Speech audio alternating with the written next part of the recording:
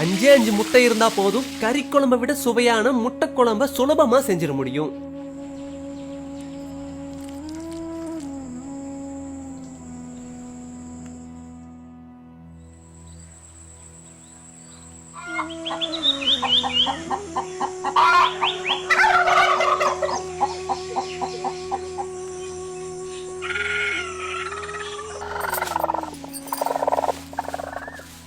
நாட்டுக்கோழி முட்டை குழம்பு செய்யறதுக்காக 5 நாட்டுக்கோழி முட்டையை எடுத்துக்குவோம்.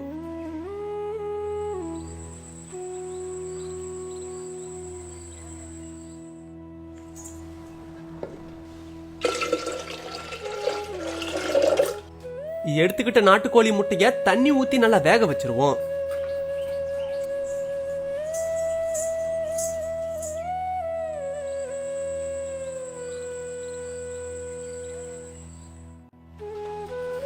முட்டை இப்ப நல்லா வெந்துருச்சு. 2 பட்டை, 3 லவங்கம், அரை தேக்கரண்டி சோம்பு, அரை தேக்கரண்டி சீரகம், அரை தேக்கரண்டி மிளகு, 5 வரமிளகாய், 2 தேக்கரண்டி வர கொத்தமல்லி இதெல்லாம் சேர்த்து எண்ணெயில நல்லா வறுத்துட்டு 200 கிராம் நறுக்குன பெரிய வெங்காயத்தை சேர்த்துருவோம்.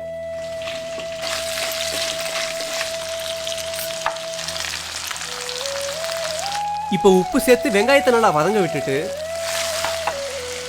நம்ம வேக வச்சிருந்த முட்டைய உரிச்சு எடுத்துக்குவோம்.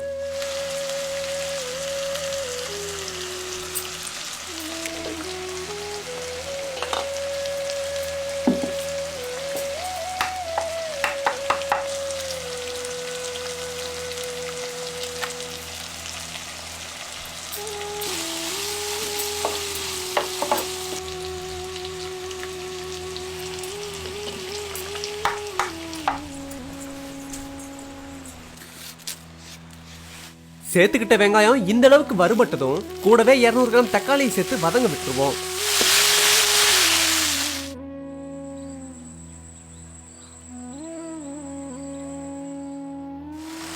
தக்காளி வதங்கும் போதே தக்காளி கூடவே புதினாவையும் சேர்த்து வதக்கி எடுத்துருவோம்.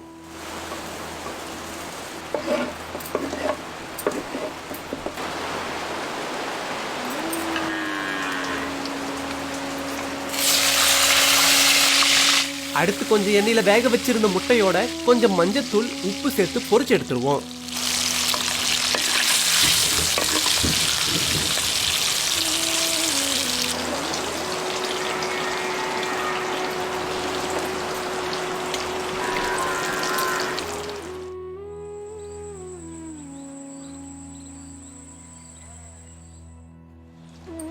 இப்ப நம்ம வதக்கி வச்சிருந்த மசாலாவை அம்மியில வச்சு நல்லா நெகு நெகுன்னு அரைச்சு எடுத்துருவோம்.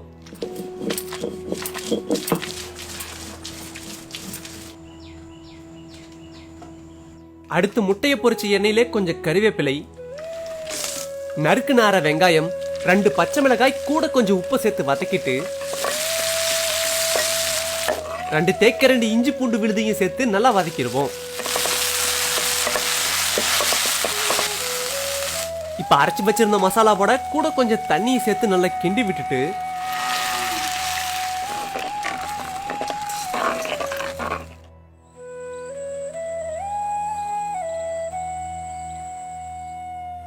மசாலா ஒரு கொதி வந்து எண்ணெய் பிரிஞ்சு வந்ததும் நம்ம தயார் பண்ணி வச்சிருந்த முட்டையை சேர்த்துருவோம்.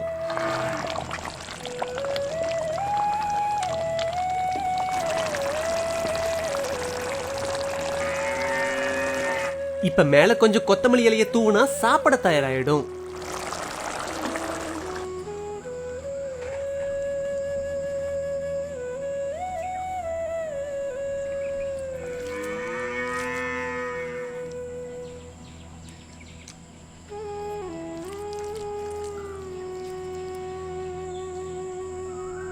இந்த முட்டை குழம்பு சோறோட பிசைஞ்சு சாப்பிட அவ்வளவு அருமையா இருந்தது.